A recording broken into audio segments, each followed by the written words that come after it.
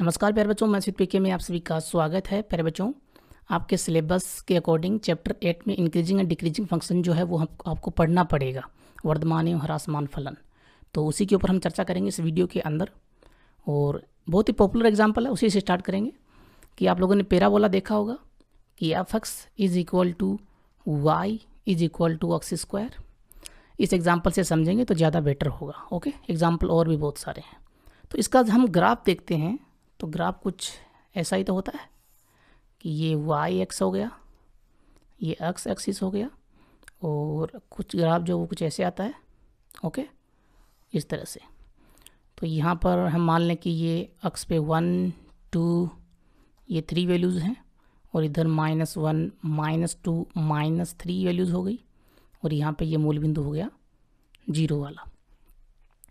तो अब यहाँ पर x की वैल्यू हम 1 पुट करें, x की वैल्यू 2 पुट करें, x की वैल्यू 3 पुट करें, और x की वैल्यू नेगेटिव में देखें कि -1, x की वैल्यू -2, x की वैल्यू -3। तो y जो वो क्या आउटपुट देता है कि x की वैल्यू हमने 1 पुट की तो यहाँ से वैल्यू आएगी y की 1। इसी तरह से 2 पुट की तो 4, और यहाँ 3 पुट की x की वैल्यू तो y आएगा 9। -1 पुट किया तो -1 का होल स्क्वायर, माइनस का स्क्वायर तो प्लस में हो जाएगा, तो y इक्वल्स टू 1, यहाँ पर y इक्वल्स टू 4, और यहाँ y इक्वल्स टू 9। तो यहाँ पर देखिए दो पार्ट हो चुके हैं इसके, एक तो ये x की पॉजिटिव साइड और ये x की नेगेटिव साइड, या यूँ कहें कि ये यहाँ पर हमने जो वैल्यू ली है वो x इज ग्रेटर देन 0 है, और यहाँ पे x लेस देन 0 है। जब x ग्रेटर देन 0 है तब ध्यान से देखिए कि हमने जब x की वैल्यू को बढ़ाया तो y भी बढ़ रहा था, कि 1 2 3 किया तो y भी बढ़ रहा था 1 4 9। यानी कि जब हमने x को इंक्रीज किया तो y भी इंक्रीज हुआ, यानी कि फंक्शन जो है उसकी वैल्यू भी इंक्रीज हुई। ऐसे फंक्शन को हम वर्धमान फलन बोलते हैं, इंक्रीजिंग फंक्शन बोलते हैं। ओके, जब हमने यहाँ पर ध्यान से देखिए -1 -2 -3 है ना। अगर हम इसको उल्टा देखें, नीचे से देखें कि -3 -2 -1 इस तरह से लेके आए वैल्यू। ओके, पहले हमने -3 पुट कर दी, उसके बाद में मान लीजिए -2 पुट किया, उसके बाद में -1 पुट किया, क्योंकि -3 जो है वो छोटा होता है -2 से, -2 छोटा होता है -1 से। तो छोटे से बड़ा हम लेकर आ रहे हैं, वैल्यू को बढ़ा रहे हैं। तो अब जब हमने इंक्रीज़ किया तो यहाँ पर y में क्या चेंज हुआ देखिए ध्यान से, 941 वैल्यू घट रही है ना। तो y डिक्रीज हो रहा है, y क्या हो रहा है, डिक्रीज हो रहा है। जब हमने x की वैल्यू बढ़ाई -3 -2 -1, देखिए यहाँ पे -3 पे ये वैल्यू जो है मान लीजिए यहाँ पे टच हो रही है, ये 9 हो गया, ठीक है। और यहाँ ये 3 पे मान लीजिए यहाँ पे 9 हो गया, और ये 2 हो गया, 2 पे 4 हो गई वैल्यू। ओके, 1 पे 1, इस तरह से -1 पे 1, -2 पे 4 वैल्यू हो गई ये y की, ठीक है। तो जब हमने x की वैल्यू यहाँ बढ़ाई नेगेटिव साइड में, जब x लेस देन 0 था, तब हमने देखा कि y जो वो क्या हो रहा था, डिक्रीज हो रहा था, कम हो रहा था। तो x तो दोनों ही कंडीशन में बढ़ेगा, और y को हमें देखना होगा कि वो इंक्रीज हो रहा है या डिक्रीज हो रहा है। तो y जब डिक्रीज होगा तब वो डिक्रीजिंग फंक्शन या ह्रासमान फलन कहलाएगा। ओके, ह्रासमान फलन या डिक्रीजिंग फंक्शन। ये तो हमने एक छोटा सा एग्जाम्पल लेके इसको थोड़ा सा समझा है। कुछ डायग्राम हम देख लेते हैं और कुछ प्रकार देख लेते हैं इसके, उसको समझना ज़रूरी है ना, प्रकारों को भी।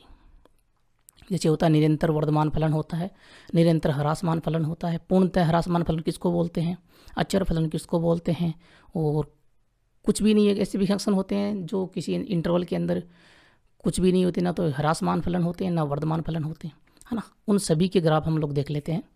तो एक तो हो गया इंक्रीजिंग फंक्शन, है ना, एक होता है निरंतर वर्धमान फलन। अब इंक्रीजिंग में देखिए यहाँ पे जैसे मैं बात करूँ कि x को हम बढ़ा रहे हैं, और किन्हीं दो पॉइंटों के ऊपर कि ये x1 हो गया, ये x2 हो गया, और इन दोनों पॉइंट पे y की वैल्यू जो वो सेम आ रही है ना, तब ये इस तरह से बनेगा, और ये वर्धमान फलन होगा कि y की जो वैल्यू है वो इक्वल हो सकती है वर्धमान फलन के अंदर। लेकिन अगर ये इक्वल नहीं है किन्हीं दो पॉइंटों के ऊपर, तब ये ग्राफ जो है वो कुछ इस तरह से बनेगा, ये सीधा ही जाएगा। जैसे यहाँ पे जा रहा था कि y equals to X square में देखिए इंटरवल की बात करें, x इज़ ग्रेटर देन 0, ये इंटरवल कौन सा होता है, x बिलोंग्स टू 0 से बड़ी वैल्यू है तो x बिलोंग्स टू 0 से इनफाइनाइट, है ना। ये वैल्यू हो गई। तो अगर जब इस इंटरवल से बिलोंग करेगा तब यहाँ पे ये इंक्रीजिंग फंक्शन होगा ना, और जब अक्स से बिलोंग करेगा माइनस इनफाइनाइट से जीरो, है ना, माइनस इनफाइनाइट से जीरो के बीच में बिलोंग करेगा तब ये डिक्रीजिंग फंक्शन होगा। सही बात है ना। तो यहाँ पर देखिए ये निरंतर वर्धमान फलन हो गया, निरंतर वर्धमान फलन हो गया। ओके, निरंतर वर्धमान फलन, कहीं भी ये किन्हीं दो पॉइंटों के ऊपर y की वैल्यू इक्वल नहीं आ रही है ना, तो ये सीधा चला जा रहा है। उसके बाद में हम बात करें ह्रासमान फलन की, तो ह्रासमान में क्या होता है कि देखिए यूँ आएगा अगर ग्राफ, तो ये होगा निरंतर ह्रासमान, निरंतर ह्रासमान। इसको हम इंग्लिश में बोलते हैं स्ट्रिक्टली ये हो जाएगा इंक्रीजिंग फंक्शन। निरंतर ह्रासमान फलन ये यहाँ पे हो जाएगा स्ट्रिक्टली डिक्रीजिंग फंक्शन। ओके, निरंतर ह्रासमान फलन स्ट्रिक्टली डिक्रीजिंग फंक्शन। सही बात है। और ह्रासमान फलन क्या होगा, ह्रासमान फलन देखिए फंक्शन कुछ इस तरह से आ रहा है, फिर किसी पॉइंट के ऊपर, किन्हीं दो पॉइंटों के ऊपर वैल्यू जो है वो y की इक्वल है और ये डिक्रीज हो रही वैल्यू, ठीक है ना। तो नीचे की तरफ जब आएगा ग्राफ जो है तब वो ह्रासमान होगा, ऊपर की तरफ जाएगा तो वो हम कह सकते हैं वर्धमान होगा। सही बात है। अब कुछ ऐसे फंक्शन भी होते हैं जैसे यहाँ पे की वैल्यू जो वो अचर आ रही हो, है ना, इस तरह से, तो ये अचर फलन कहलाते हैं, कांस्टेंट फंक्शन। और अब हम बात करते हैं कुछ ऐसे फंक्शन जो न तो वर्धमान होते हैं न ह्रासमान होते हैं।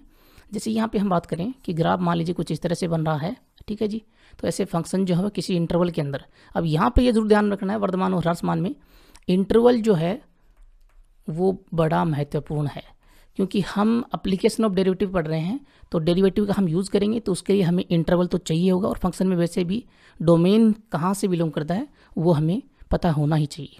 सही बात है ना। तो अगर फंक्शन किसी पॉइंट किसी इंटरवल के अंदर इंक्रीज भी हो रहा है और डिक्रीज भी हो रहा है, देखिए यहाँ पे ये बढ़ा फिर घटा फिर बढ़ा फिर घटा फिर बढ़ा फिर घटा, है ना, इंक्रीज भी हो रहा है डिक्रीज भी हो रहा है। ये मान लीजिए इंटरवल है कोई, है ना, जीरो से, मान लीजिए कि जीरो से इनफाइनाइट का इंटरवल है और इसके अंदर कोई फंक्शन जो वो इंक्रीज डिक्रीज दोनों काम कर रहा है जी, ठीक है ना। तो ये न तो हम कहेंगे कि न तो ये वर्धमान है, न तो वर्धमान है, न ही ह्रासमान है। जैसे हम बात करें, हमने लिया था ना ऊपर, ध्यान से देखिए y बराबर एक्स स्क्वायर, तो y बराबर एक्स स्क्वायर में यहाँ पर अगर मैं इंटरवल ले लेता हूँ वास्तविक संख्याओं का समुच्चय, रियल नंबर में ले लेता हूँ, ठीक है ना, एग्जाम्पल के तौर पे यहाँ पे कि y बराबर एक्स स्क्वायर पैराबोला जो है उसमें x बिलोंग्स टू मैं ले लूँ, x बिलोंग्स टू क्या, माइनस इनफाइनाइट से इनफाइनाइट, है ना, ये हो जाएगा रियल नंबर, है ना। तो रियल नंबर में ले लेता हूँ तो ग्राफ जो पूरा बनेगा, और ग्राफ ऐसे पूरा बनेगा तो ये पहले डिक्रीज हुआ फिर इंक्रीज हुआ, तो ये हम इसके लिए क्या बोल देंगे, ये न तो वर्धमान है, न तो वर्धमान है और न ही ह्रासमान, है ना, न तो वर्धमान न ही ह्रासमान, नीदर इंक्रीजिंग नॉर डिक्रीजिंग। सही बात है ना, क्लियर है जी। इतना कंसेप्ट तो क्लियर हो गया कि कौन सा फंक्शन निरंतर वर्धमान है, कौन सा निरंतर ह्रासमान है, कौन सा वर्धमान है, कौन सा ह्रासमान है। अब इनकी डेफिनेशन हम लोग देख लेते हैं। तो देखिए डेफिनेशंस इनकी क्या कह रही हैं, जो हमने ग्राफ में देखा है बिल्कुल वैसे ही डेफिनेशन है। वर्धमान फलन में देखिए कोई फलन एफ एक्स विवर्त अंतराल ए से बी में वर्धमान फलन कहलाता है, इंक्रीजिंग फंक्शन कहलाता है। यदि x1 is less than x2, उस कंडीशन में F x1 is less than equals to F x2, यानी कि हम x की वैल्यू बढ़ा रहे हैं तो फंक्शन की वैल्यू भी बढ़ रही है और किन्हीं पॉइंट्स के ऊपर बराबर भी हो सकती है। ग्राफ से समझें तो यहाँ पर देखिएगा, हमने पीछे देखा ग्राफ इस तरह से और फिर इस तरह से, है ना, ये वर्धमान फलन हो जाएगा कि मान लीजिए यहाँ पे x1 है, इससे बड़ा हमने ले लिया x2, ओके, और उस कंडीशन में यहाँ पर ये y2 और ये y1, तो y1 से बड़ा y2 हो गया, ठीक है ना। कब, जब x1 से बड़ा x2 है। और ये कुछ पॉइंट ऐसे भी आ सकते हैं कि x3 और x4 मान लीजिए, उन पर फंक्शन की वैल्यू बराबर आ रही है। यहाँ पे ये y मान लीजिए कि y आ रही है फंक्शन की वैल्यू, या y3 मान लीजिए, तो ऐसा फंक्शन वर्धमान फलन कहलाएगा, इंक्रीजिंग फंक्शन कहलाएगा। यहाँ पर जो मुख्य भूमिका जो होगी वो इंटरवल की होगी। तो इंटरवल कौन से इंटरवल में फंक्शन इंक्रीजिंग होगा डिक्रीजिंग होगा वो हम देखेंगे। तो इंटरवल का थोड़ा सा आपको ध्यान रखना है। निरंतर वर्धमान फलन की हम बात करें तो इसमें तो सीधा जाएगा, कहीं पे भी अटकेगा नहीं, है ना, कोई एंगल नहीं बनाएगा, सीधा ऐसे इस तरह से होकर बनाएगा कि फलन एफ एक्स विवर्त अंतराल ओपन इंटरवल ए से बी में स्ट्रिक्टली इंक्रीजिंग फंक्शन कहलाता है यदि x1 less than equals to less than x1 less than x2 और उस कंडीशन में f(x1) लेस देन f(x2) हो। x1 x2 बिलोंग करेंगे यहाँ पर इस इंटरवल से। ठीक है जी। अब हम कौन से फंक्शन को क्या बोल सकते हैं वो थोड़ा सा ध्यान रखना है जी। मेरे कहने का मतलब ये है कि वर्धमान फलन जो है क्या ये निरंतर वर्धमान फलन है? नहीं है। और निरंतर वर्धमान फलन जो है ये आप इसको वर्धमान फलन बोल सकते हो, वर्धमान फलन का ही इंक्रीजिंग फंक्शन का ये पार्ट है। इसको आप इंक्रीजिंग फंक्शन भी बोल सकते हो और स्ट्रिक्टली इंक्रीजिंग फंक्शन भी बोल सकते हो, निरंतर वर्धमान फलन भी बोल सकते हो, या फिर पूर्णतः वर्धमान फलन भी बोल सकते हो। ठीक है ना, ये सारे इसी के नाम हैं, पूर्णतः वर्धमान फलन, स्ट्रिक्टली इंक्रीजिंग फंक्शन, निरंतर वर्धमान फलन, तीनों इसी के नाम हैं। और ये फंक्शन जो है वो वर्धमान फलन हो सकता है। ठीक है ना, यहाँ पे लिख देता हूँ मैं नोट लगा के, क्या निरंतर वर्धमान फलन जो है वर्धमान फलन हो सकता है, वर्धमान फलन इंक्रीजिंग फंक्शन हो सकता है, लेकिन वर्धमान फलन जो है इसको हम ह्रासमान फलन भी बोल सकते हैं। ये ह्रासमान नहीं है ना, लेकिन वर्धमान फलन कभी भी निरंतर वर्धमान फलन नहीं हो सकता, निरंतर वर्धमान फलन नहीं हो सकता।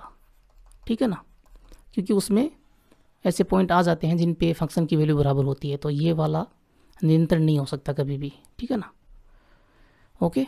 अब बात करते हैं हम ह्रासमान फलन की।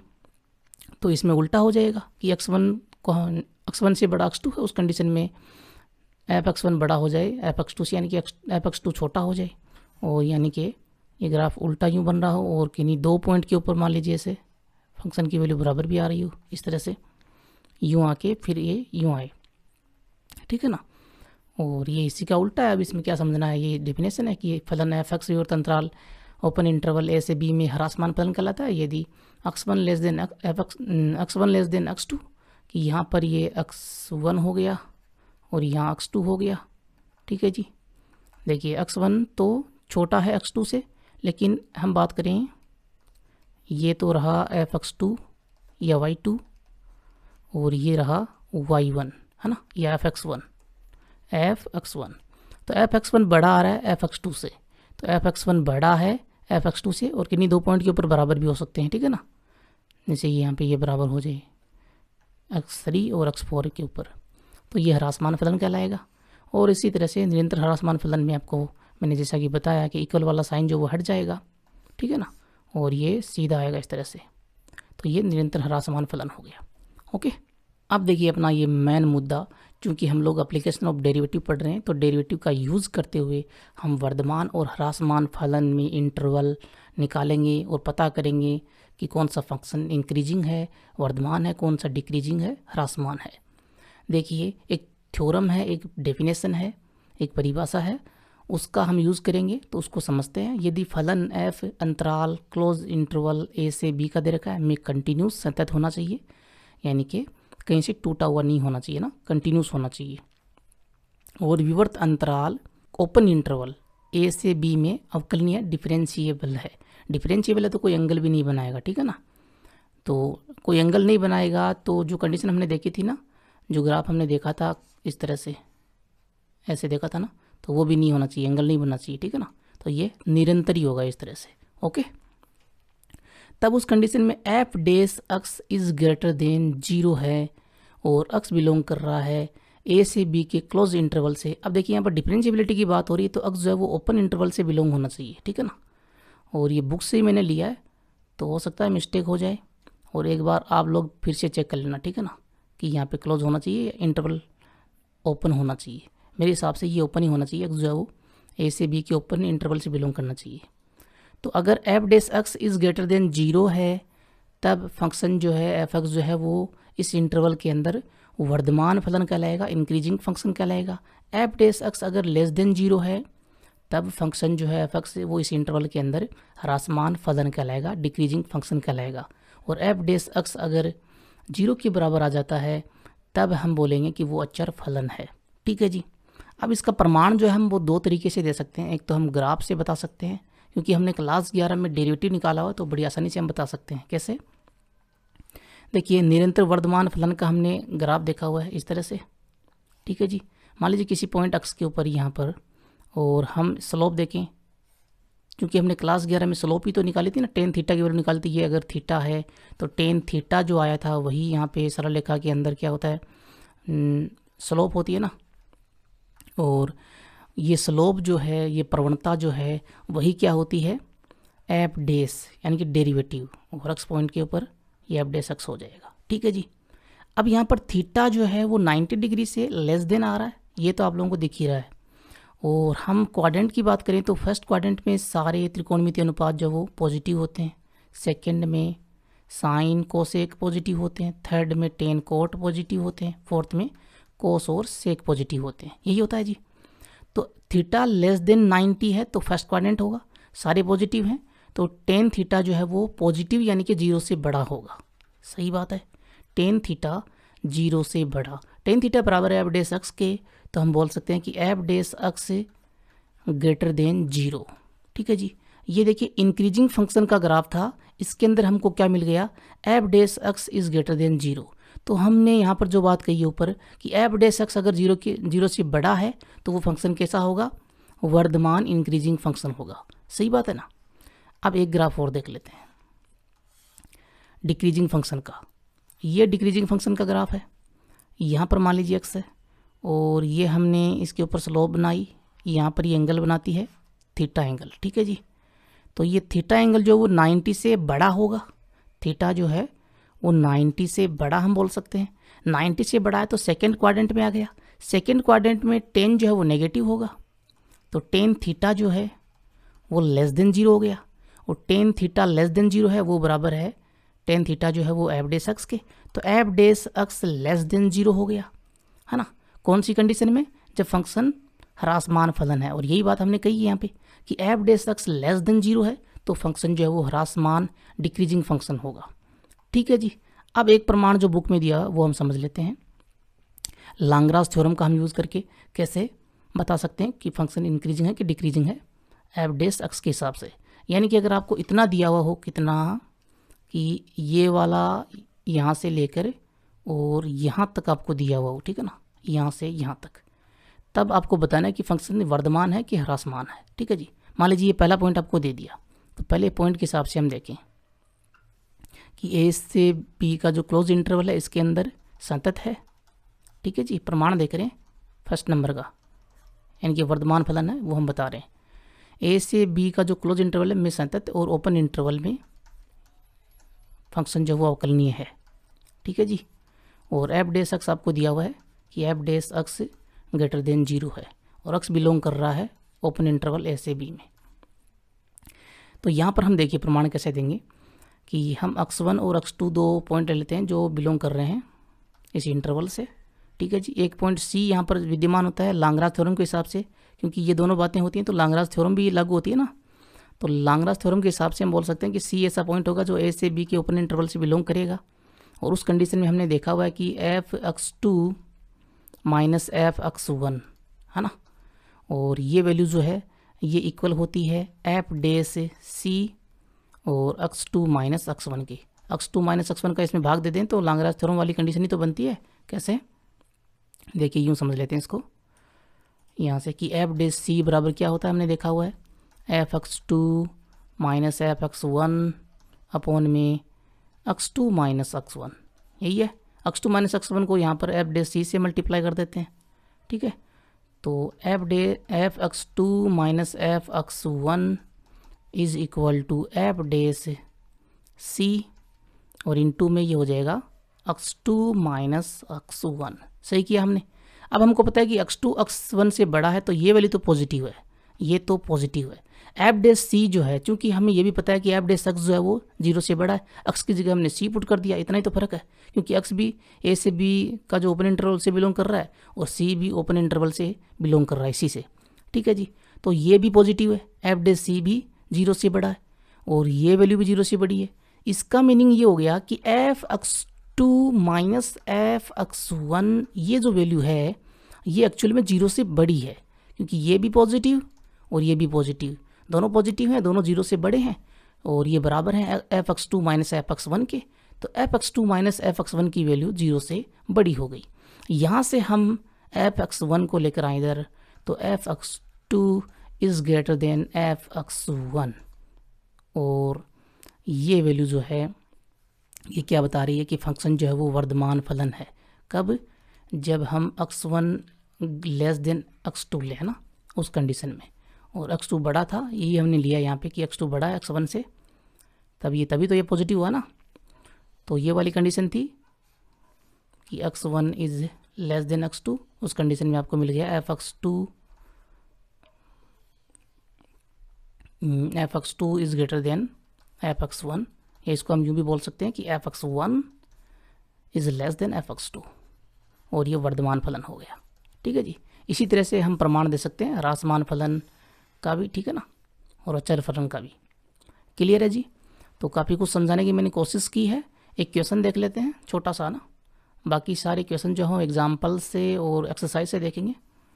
देखिए क्वेश्चन देख लेते हैं। जैसे आपको दे दिया कि y बराबर आपको दे दिया मान लीजिए 3x प्लस 4, ओके, और यहाँ से आपसे कहे कि ये फंक्शन जो है वो इंक्रीजिंग है डिक्रीजिंग है, ये आपको पूछे, तो हम इसका डेरिवेटिव करेंगे, y डैश करेंगे तो ये आएगा 3, x का हो गया 1 और इसका 0, 3 आया, तो ये तो x बिलोंग्स टू r के अंदर, भाई r की x की कोई भी वैल्यू आप पुट कीजिए, यहाँ पे वैल्यू 3 आने वाली है, और 3 आने वाली है, 3 जो है वो 0 से बड़ा होता है, और 0 से बड़ा आ रहा है, यानी कि एफ डैश एक्स जो है वो 0 से, y डैश है ना, यही तो एफ डैश एक्स है, तो एफ डैश एक्स जो है वो 3 आ रहा है, वो 0 से बड़ा आ रहा है, और 0 से बड़ा आ रहा है, तो ये वर्धमान फलन होगा, है ना। इसी तरह से आप लोग बता सकते हो। अब मान लीजिए आपको इंटरवल पूछे, जैसे कोई दे दिया, आपको क्वेश्चन दे दिया कि y बराबर 3x square plus 4x plus 2, मान लीजिए ये क्वेश्चन है, और आपसे कहे कि बताइए कि किस अंतराल के अंदर फलन जो है वो वर्धमान है और किस अंतराल के अंदर ये ह्रासमान फलन है। ओके, तब हम डैश करेंगे इसका सबसे पहले, तो एफ डैश हमने किया तो ये हो गया 3 इंटू 2 6x और प्लस में 4, ये वैल्यू आई, और यहाँ से 2 आ रहा है कॉमन, तो 2 हमने कॉमन लिया तो x प्लस 3x प्लस 2 बचा। पहले हम इसमें क्रिटिकल पॉइंट निकाल सकते हैं 0 के बराबर करके, ठीक है ना, तो 0 के बराबर हम करें तो 3x प्लस 2 इक्वल्स टू 0 हो जाएगा, और यहाँ से x बराबर आएगा -2/3, तो x की वैल्यू -2/3 आई ना, ये मान लीजिए वो पॉइंट है -2/3। अब यहाँ से हमें ये बताना है कि कौन से इंटरवल के अंदर फंक्शन जो है वो इंक्रीजिंग है, कौन से इंटरवल के अंदर डिक्रीजिंग है। ओके, अगर x की वैल्यू, अगर यहाँ पर x की वैल्यू -2/3 आई है ना क्रिटिकल पॉइंट में, तो अगर हम यूँ बोलें कि x जो है वो इस वैल्यू से कि x बिलोंग करे -2/3 से बड़ा है, मान लीजिए, है ना, बड़ा है यानी कि इधर है, तो फंक्शन एफ वाई डैश की वैल्यू क्या आ रही है, पुट करके देख लीजिए। यहाँ पर मान लीजिए बीच में कहीं 1 भी होगा, 1 हमने पुट किया तो 6 + 4 10 आएगा, पॉजिटिव आएगा, है ना, तो पॉजिटिव आएगा यानी कि वाई डैश जो है वो ग्रेटर देन 0 है इस इंटरवल के अंदर, वाई डैश 0 से बड़ा है, तो इस इंटरवल के अंदर ये वर्धमान फलन होगा। ठीक है जी, इस इंटरवल के अंदर ये वर्धमान फलन होगा। अगर हम यहाँ पर x बिलोंग करवाएं यहाँ पर, यानी कि इस पॉइंट से छोटा लें, तो -इनफाइनाइट से और -2/3 के बीच में अगर x है, अब हम वैल्यू पुट करें यहाँ पर तो देखते हैं क्या आता है यहाँ पे, तो ध्यान से देखिएगा कि x की वैल्यू हम पुट करें, मान लीजिए -2, ओके, -2 हमने पुट किया तो -2 × 6 हो गया -12 और प्लस का 4 यानी कि -8, तो वाई डैश आया नेगेटिव, वाई डैश नेगेटिव आया यानी कि 0 से छोटा आया। इसका मीनिंग ये हुआ कि इस इंटरवल के अंदर ये डिक्रीजिंग फंक्शन हो गया, है ना, ह्रासमान फलन हो गया। इसी तरह से हम और क्वेश्चंस भी निकालेंगे और वेवी वक्र का यूज़ भी करेंगे बहुत सारे क्वेश्चंस के अंदर, ठीक है ना, जो हमने पीछे पढ़ा हुआ है, जो मैंने बताया था ना एक वीडियो के अंदर। ठीक है जी, तो आज तो बस इतना ही, और अगले वीडियो में मिलते हैं एग्जाम्पल्स के साथ। Thank you so much, video देखने के लिए बहुत बहुत धन्यवाद। वीडियो को लाइक कर देना वीडियो अगर अच्छा लगा हो, और कमेंट जरूर करना कहीं कोई दिक्कत रही हो, क्योंकि कई दिनों के बाद में वीडियो बन रहा है, तो हो सकता है कोई कमी रह जाए, और उस कमी को पूरा किया जाएगा आप लोगों के लिए, मेहनत की जाएगी आप लोगों के लिए, ठीक है ना। वीडियोज़ अब रेगुलर आप लोगों को मिलते रहेंगे। Thank you so much. जय हिंद, जय राजस्थान।